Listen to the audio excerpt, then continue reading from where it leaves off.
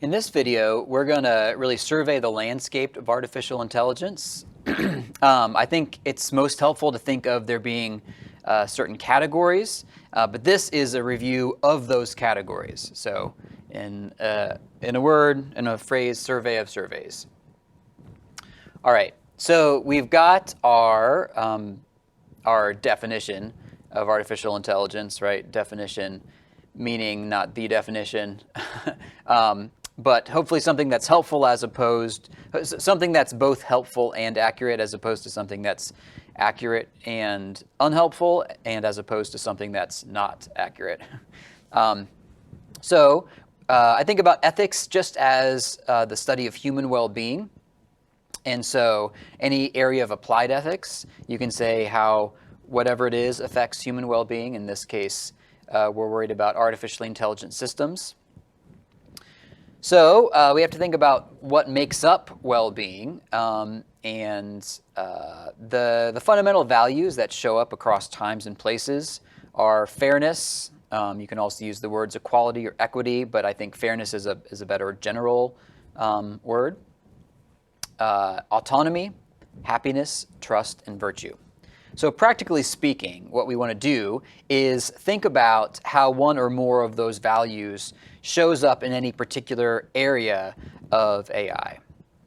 And I think once we've done that, we would have a complete map of the ethics of artificial intelligence. So let's see what that might look like.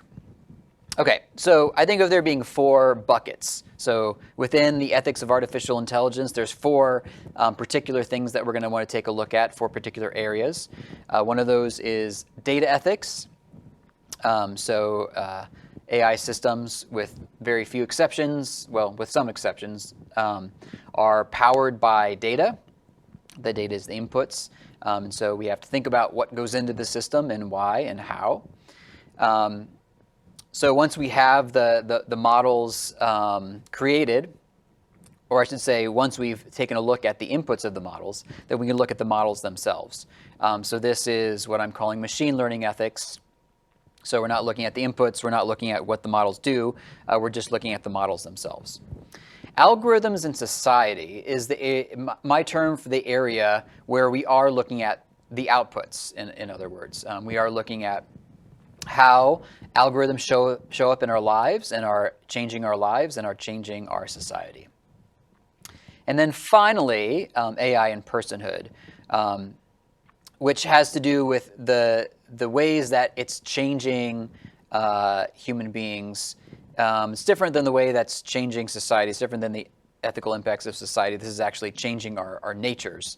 Let me give some, as I said, survey of surveys. So let's now focus on the surveys. So first of all, we have data ethics. And within data ethics, I think there's 5 meaningful categories. We have to think about bias. So data becomes biased in a few different ways. You have to think about data privacy. Obviously, that is a huge topic in AI because as we power our systems with data, the data comes from somewhere. And that often ends up compromising someone's privacy.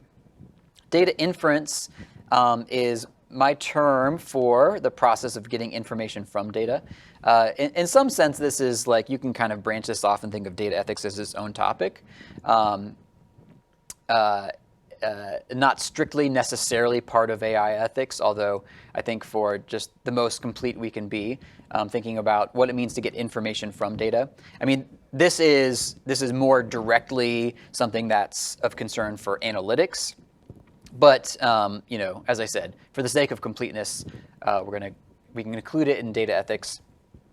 Same thing with cybersecurity. I mean, it's more of a data ethics separate issue, but certainly within the field of data ethics, there's going to be all sorts of tie-ins about keeping our data secure and not just private. And then lastly, thinking about sustainability. This is an important area and overlooked a lot of times in the study of AI ethics, but it's there, it's real. And artificial intelligence is hard on natural resources. both the raw materials and how things need to be stored and how they need to be processed. We need to think about the impact on the environment as part of our ethical inquiry. Okay, now we're thinking about not the inputs of the model, but the model itself.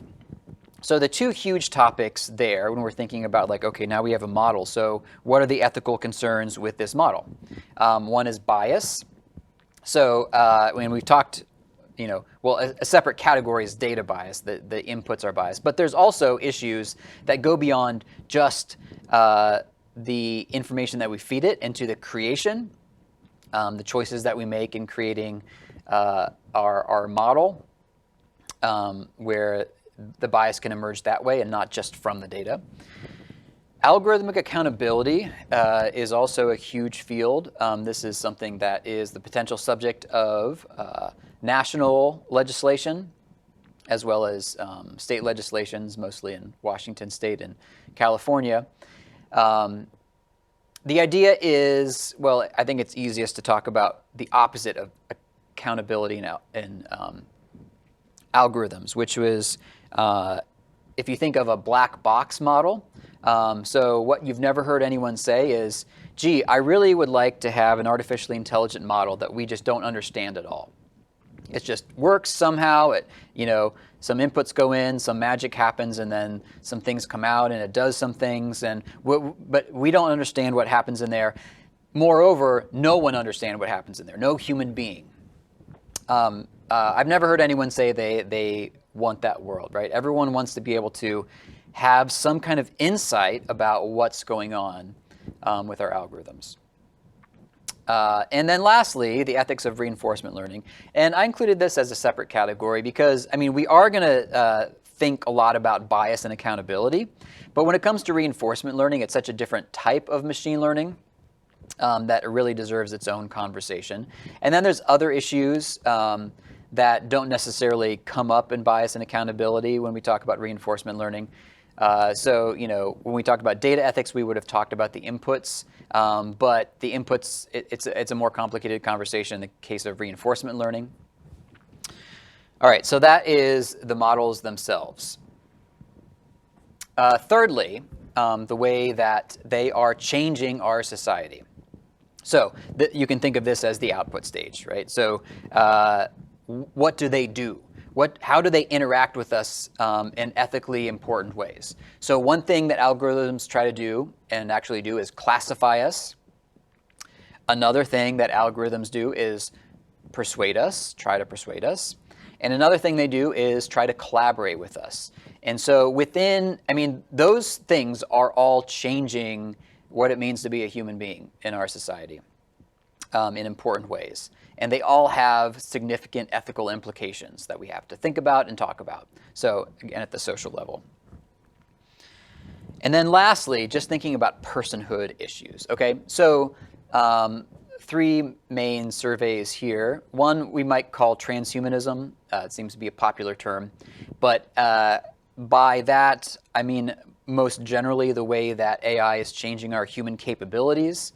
For example, at some point there'll be chips they can put in our brain and give us access to different kinds of information than we've had before. There's many existential concerns. So these are the sci-fi thrillers that have kept us up at night for decades, thinking about we're going to spend less time on these issues in this video series, but this is, a legitimate area of AI ethics. The issues of singularity, whether it's possible for any kind of AI to be conscious, what that means for human existence, whether the robots are coming to kill us, that sort of thing. It's not my favorite academic area, but it is legitimately interesting and also an important part of the ethics of AI. And then lastly, it's our relationships are made different. Not just our relationships with other human beings that are mediated by like social media platforms, but the relationships that will be formed with AI or through algorithms, I think are important to think about ethically. Okay, so those are the areas. And if we want to think about the ethics of artificial intelligence, I think we've got to think about the data that goes into the systems. I think we've got to think about the systems themselves. I say we got to think about the way the systems are changing society, and I think we have to think about the ways that they are changing us.